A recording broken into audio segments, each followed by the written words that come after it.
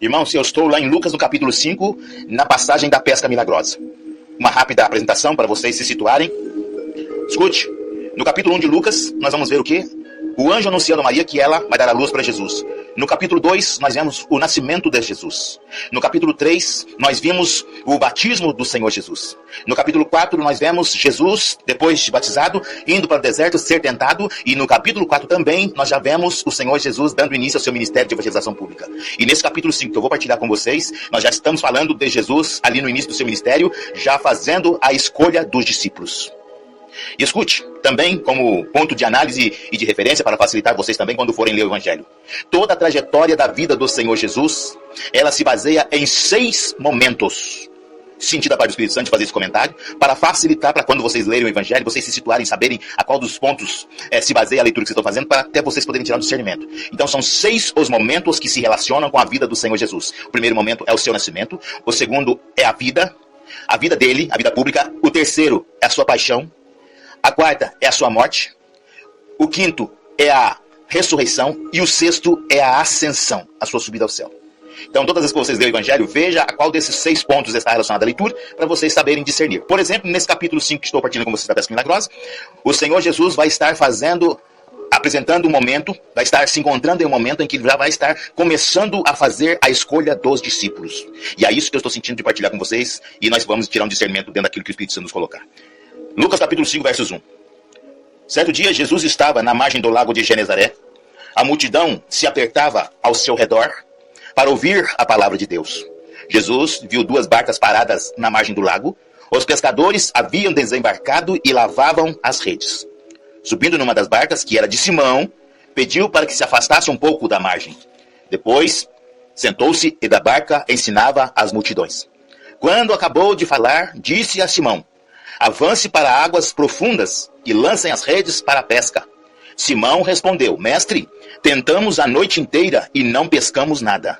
Mas em atenção à sua palavra, vou lançar as redes. Assim fizeram e apanharam tamanha quantidade de peixes que as redes quase se arrebentavam. Então fizeram sinais aos companheiros da outra barca para que fossem ajudá-los. Eles foram e encheram as 2 barcas a ponto de quase afundarem. Ao ver isso, Simão Pedro atirou-se aos pés de Jesus, dizendo: Senhor, afasta-se de mim, porque eu sou um pecador. É que o espanto tinha tomado conta de Simão e de todos os teus companheiros por causa da pesca que acabavam de fazer. Tiago e João, filhos de Zebedeu, que eram sócios de Simão, também ficaram espantados. Mas Jesus disse a Simão: não tenha medo, de hoje em diante você será pescador de homens. Então levaram as barcas para a margem, deixaram tudo e seguiram a Jesus.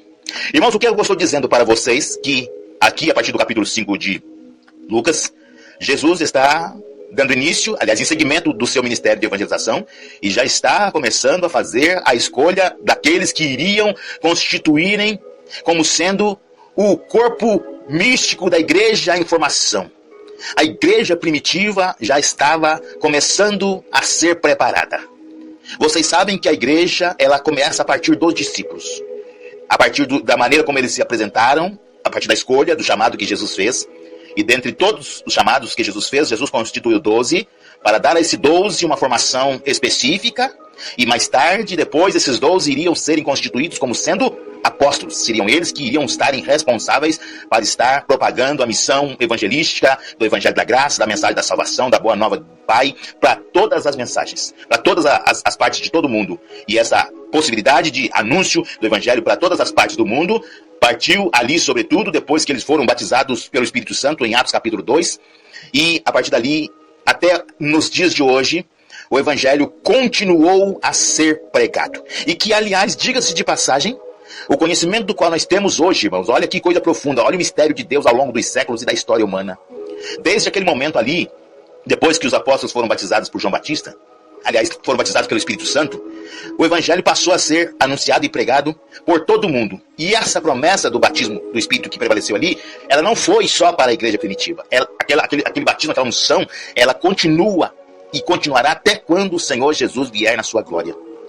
E eu e você que estamos aqui, que temos hoje conhecimento do Evangelho, irmãos, Aquela mensagem chegou para nós e a unção do Espírito Santo também nos alcançou. Essa possibilidade de eu poder estar aqui hoje ministrando esse programa e de vocês também estarem ouvindo e também estarem dentro das oportunidades sendo testemunha, pregando, falando daquilo que Deus tem feito, tudo isso é mover daquela unção lá de Pentecostes. Olha para vocês verem que mistério maravilhoso.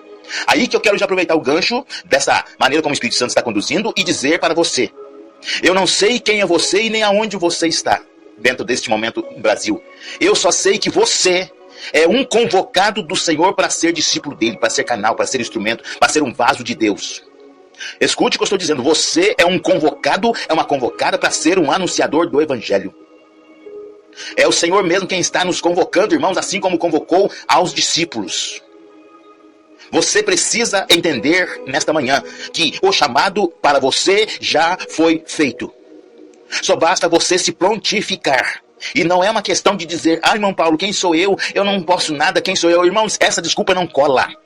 Porque é justo que eu estou dizendo para você, por essa razão que o Espírito Santo foi derramado sobre a igreja lá em Pentecostes. Se você ler lá no capítulo 1 do Atos dos Apóstolos, você vai ver que quando Jesus já estava prestes a se ascender ao céu, ou que constitui como sendo o seu sexto momento de vida, quando Jesus já estava prestes a se ascender ao céu, e que aliás vocês sabem que os discípulos receberam uma formação de Jesus ao longo de 3 anos e meio.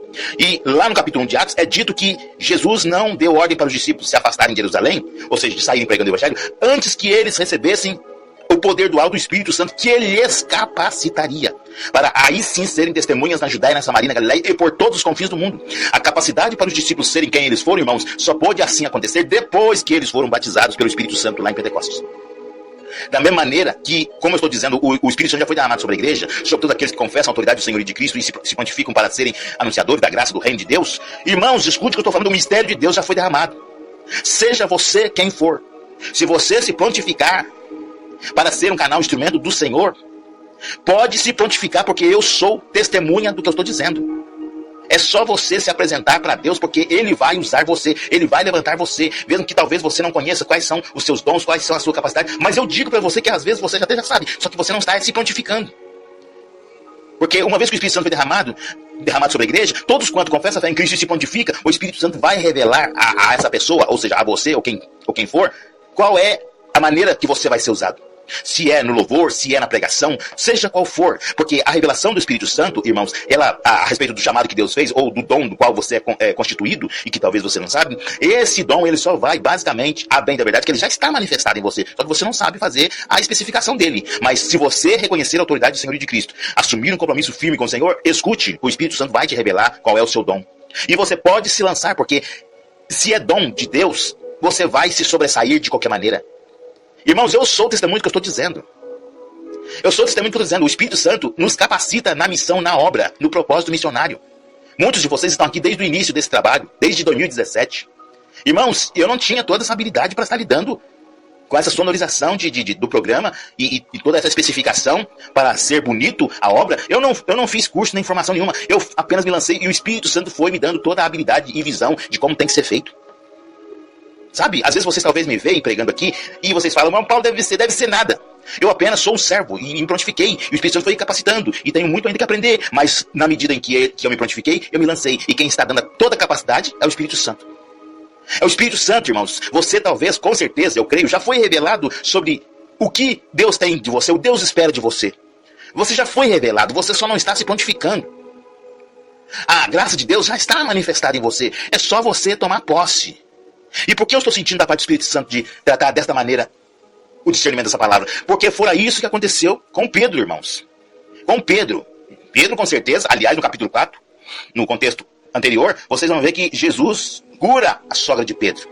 Então Pedro já tinha conhecimento de quem era Jesus, mas jamais Pedro poderia imaginar quem ele se tornaria no outro dia, dentro desse seu encontro com Jesus ali na praia, onde Pedro estava lá, todo triste com também Tiago e João, porque naquela noite eles não tinham pescado nada, estavam lá à beira da margem do mar, do lago, e triste, lavando as redes, preparando as redes para a pesca da noite que virá. Mas naquela noite eles não tinham pego nada. Mas mal sabia Pedro e os demais discípulos que o Senhor Jesus já tinha um propósito muito maior para eles, de que pescar peixes, mas sim o propósito de serem pescadores de homens, de almas. Mal Pedro, Tiago e João poderiam imaginar que a vida deles nunca mais seriam a mesma a partir daquele encontro que eles teriam com o Senhor Jesus, que receberiam daquele chamado para serem instrumentos canais de Deus. Jamais eles poderiam imaginar. Mas o que eu quero chamar a atenção dos irmãos para discernimento nosso nessa manhã é a respeito da maneira como o Senhor Jesus atuou ali, antes de se achegar ali em Pedro. Vocês vejam que o texto bíblico está nos dizendo que Jesus de manhã foi lá para a margem do lago de Genezaré e ali, cumprindo a sua missão, porque como eu disse para vocês, Jesus já tinha dado início ao seu ministério, estava lá cumprindo a sua missão, pregando para a multidão toda. Mas só que jamais, como eu disse, Pedro e Tiago e João, jamais eles poderiam imaginar o que estava para acontecer. Então Jesus usa toda de uma maneira ali para se achegar. E qual que foi uma das maneiras que o texto bíblico nos diz? Que o Senhor Jesus sobe numa das barcas e que era a de Simão. Irmãos, vocês acham que Jesus subiu à toa na barca de Simão? Não, Jesus já tinha um propósito. O que o Senhor estava fazendo é promovendo afinidade com Simão. Subido numa das barcas, subiu e pediu que se afastasse um pouco da margem, porque a multidão era tanta que não dava para Jesus pregar ali de pé na praia. Então, entrou na barca, se afastou um pouquinho e continuou a pregar. Depois, quando acabou de pregar, Jesus disse a Simão: o que é que significa isso? Jesus já ia armar toda a maneira para mostrar para Simão ao que ele estava sujeito a receber naquele momento. Então, conforme eu estou dizendo para os irmãos, Jesus subiu na barca de Pedro, pediu para se afastar, Jesus continuou pregando a multidão. Então, logo pregou, Jesus falou para Pedro o quê? Pedro, faze-te ao largo.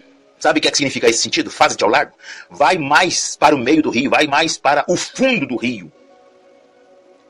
Vai mais para o fundo do rio. Foi o que Jesus pediu para Pedro fazer.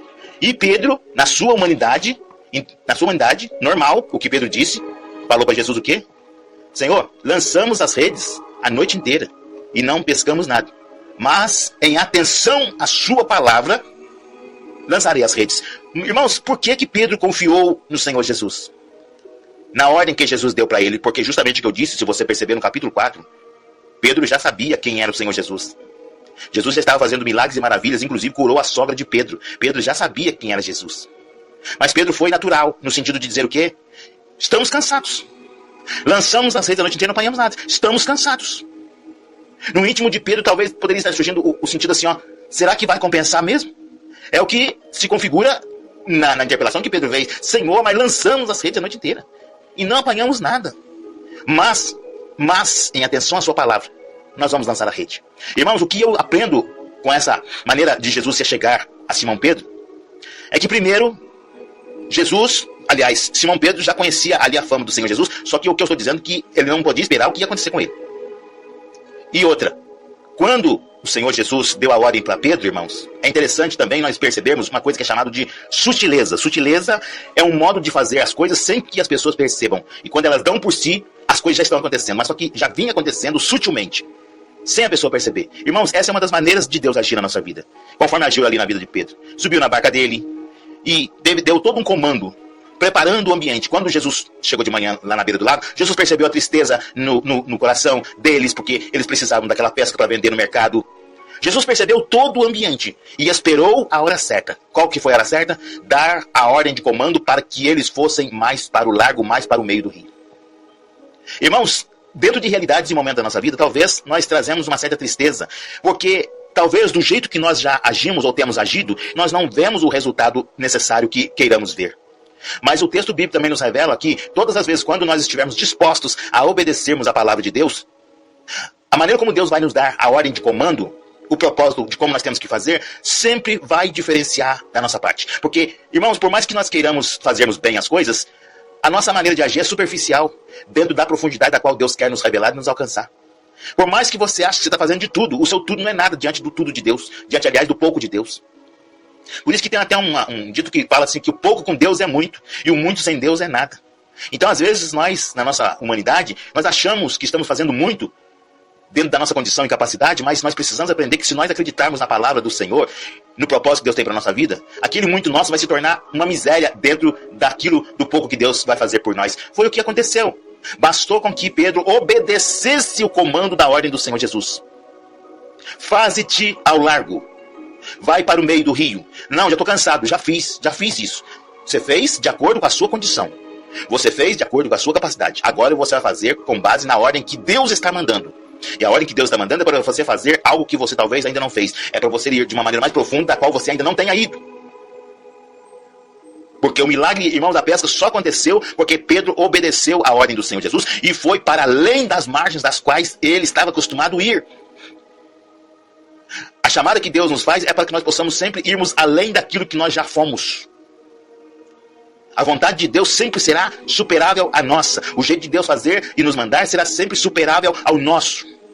Por isso que alguém que se mostra dentro do propósito de obedecer a Deus vai sempre se sobressair. Vai sempre ser vitorioso. É o que se confirma naquela palavra lá do capítulo 1 de Josué, dentro da ordem que Deus dá para Josué, que ele ia ter sucesso em todos os seus empreendimentos, desde que ele fosse obediente. Desde que ele concordasse com o propósito de Deus. Ele ia ter sucesso em tudo. Ele ia ser vencedor. Ele ia ser próspero. É o mesmo comando que o Senhor está dando para Pedro. Se você quer ver o milagre, se você quer ver a bênção, você me obedeça. Você cumpra com a ordem que eu estou dando. E Pedro obedeceu, apesar de a princípio retrucar. Mas por causa da sua palavra nós vamos lançar. E foi exatamente aí, irmãos, que o milagre aconteceu. O que eu quero dizer para vocês nesse momento é o seguinte. Tenha o coração, a mente, a alma e o espírito aberto para obedecer a Deus, dentro daquilo que Ele nos fala, nos revela. Nós somos pessoas capacitadas, inteligentes, mas a nossa inteligência não é nada dentro daquilo que Deus quer nos revelar, dentro daquilo que Deus quer fazer. Porque, irmãos, aprenda uma coisa também, que dentro dessa palavra nós aprendemos, dentre outros também. O milagre, a bênção que Deus realiza na nossa vida, não é para nós ficarmos só na bênção. Deus quer muito mais que para nós. O milagre que nós podemos perceber e sentir e receber, é uma maneira de Deus nos mostrar que Ele tem poder para transformar a nossa realidade de vida. Mas existe uma razão maior além do milagre. Sabe qual que é a razão maior? O de sermos discípulos.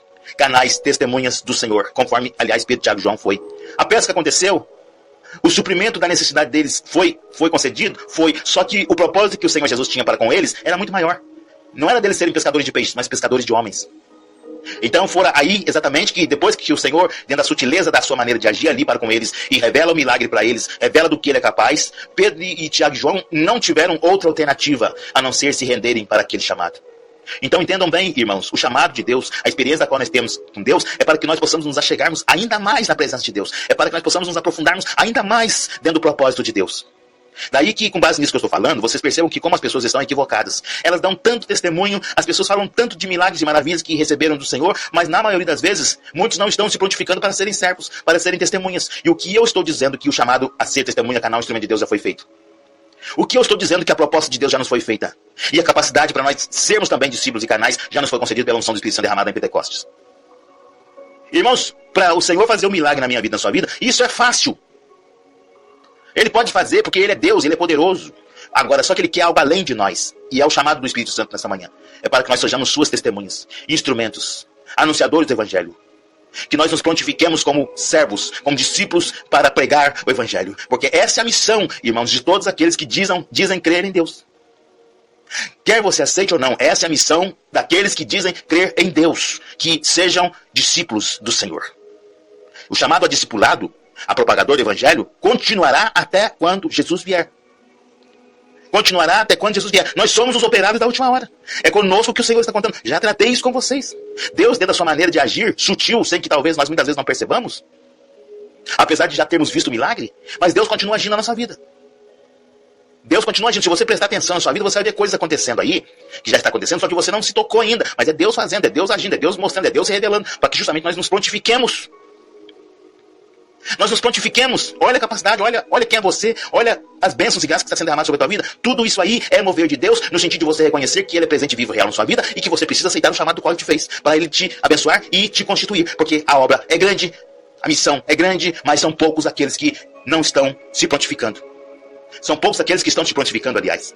São poucos aqueles que estão pagando o preço. São poucos aqueles que estão dando o seu sim. Então, eu penso que você é capaz de dizer aí de obras e maravilhas que Deus já fez, não é? Pois bem, só que o que Deus fez é só para despertar a sua fé e a sua espiritualidade. Mas na verdade, nesta manhã, assim como Pedro, Tiago e João, nós estamos recebendo uma convocação de renovo para que nós possamos nos apresentarmos como discípulos, como canais, como instrumentos da graça de Deus. O milagre da pesca foi só uma maneira de Deus revelar o nosso poder a respeito daquilo que você sabe de Deus na sua vida, daquilo que você pode dizer. Foi só uma maneira de Deus nos dizer: é isso que eu faço e muito mais na sua vida. Só que o que eu quero de você é além de te conceder bênçãos e graças. Eu quero você como meu discípulo, como meu canal, como meu instrumento da minha graça. Essa é a chamada do Espírito Santo para as nossas vidas nesta manhã. Amém, irmãos? Glórias ao nome santo do Senhor. Irmãos amados queridos, quero que seja sempre um prazer estar aqui com vocês todas as manhãs. Deus abençoe vocês. Bom dia.